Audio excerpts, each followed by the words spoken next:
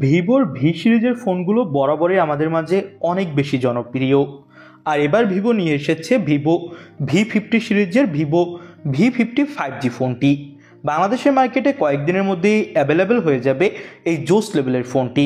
ক্যামেরার দিক থেকে এক কথায় অস্থির, পাশাপাশি টপ ক্লাস একটা 5G চিপসেটের সাথে এসেছে এই ফোনটা। তো বাংলাদেশের মার্কেটে কবে কি আসবে, আসলে এর দাম কত হবে, সব কিছু বিস্তারিত জানতে পারবেন আজকের ভিডিওতে।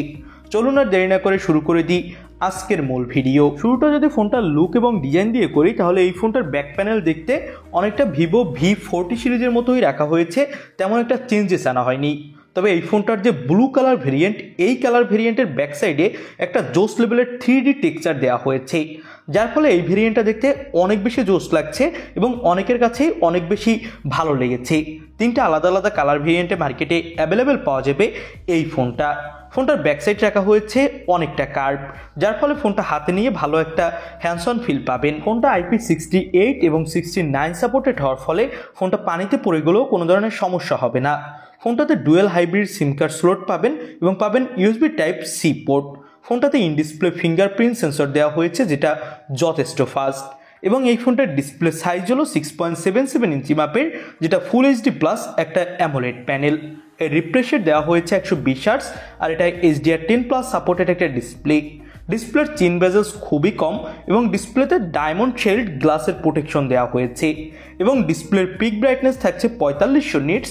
তো এখানে ডিসপ্লেতে ব্রাইটনেস নিয়ে কোনো ধরনের সমস্যায় আপনাকে পড়তে হবে না। তো ফোনটার ডিসপ্লে কোয়ালিটি এক কথায় টপ ক্লাস। পারফরমেন্সের জন্য ফোনটাতে Qualcomm Snapdragon 7 Gen 3 chipset use করা হয়েছে, যেটা কিন্তু মিড বাজেটে মোটামুটি ভালো একটা চিপসেট। এবং এখানে LPDDR4X র্যাম এবং UFS 3.0 স্টোরেজ থাকার ফলে অনেক ফাস্ট এখানে আপনি পারফরমেন্স দেখতে পাবেন। গেমিং এখানে আপনি মিডিয়াম সেটিংসে সবগুলো খুবই ইজিলি রান করতে পারবেন এবং হায়ার সেটিংসেও প্লে করতে পারবেন, তেমন কোনো সমস্যা আপনার হবে না। তবে কিছুদিন পরে অবশ্যই কিছুটা ল্যাগ ইস্যু থাকবে যদি একদম হায়ার গ্রাফিক্সে প্লে করতে চান। Out of the box Android 15 থাকছে এবং থাকছে FantaSOS। 3 বছর পর্যন্ত অ্যান্ড্রয়েড আপডেট পেয়ে যাবেন এই ফোনটাতে ব্যবহার করা হয়েছে 6000 mAh এর বড়সড় একটা ব্যাটারি, পেয়ে যাবেন 90 ওয়াটের ফাস্ট চার্জারের সাপোর্ট। এবার আমরা কথা বলতে যাচ্ছি ফোনটার ক্যামেরা সেকশন নিয়ে। ব্যাক সাইডে এই ফোনটাতে 50 মেগাপিক্সেলের প্রাইমারি ক্যামেরা সেন্সর দেওয়া হয়েছে, সাথে আপনি পেয়ে যাবেন 50 মেগাপিক্সেলের একটা আল্ট্রা ওয়াইড লেন্স। ব্যাক সাইডের ক্যামেরা দিয়ে আপনি 4K-তে ভিডিও রেকর্ডিং করতে পারবেন। সামনে 50 মেগাপিক্সেলের সেলফি ক্যামেরা থাকছে, যেটা দিয়েও 4K-তে ভিডিও রেকর্ডিং করার সাপোর্ট পেয়ে যাবেন।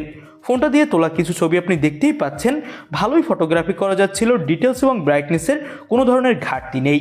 তবে এখানে যদি এক্সট্রা একটা টেলিফটো অথবা একটা ডেপথ সেন্সর অ্যাড করা হতো 5 মেগাপিক্সেলের, তাহলে আরও বেশি জোস হতো। তবে এই তো গেল ফোনটার ফুল স্পেসিফিকেশন সেক্টর। এবার দামটা নিয়ে কথা বলি।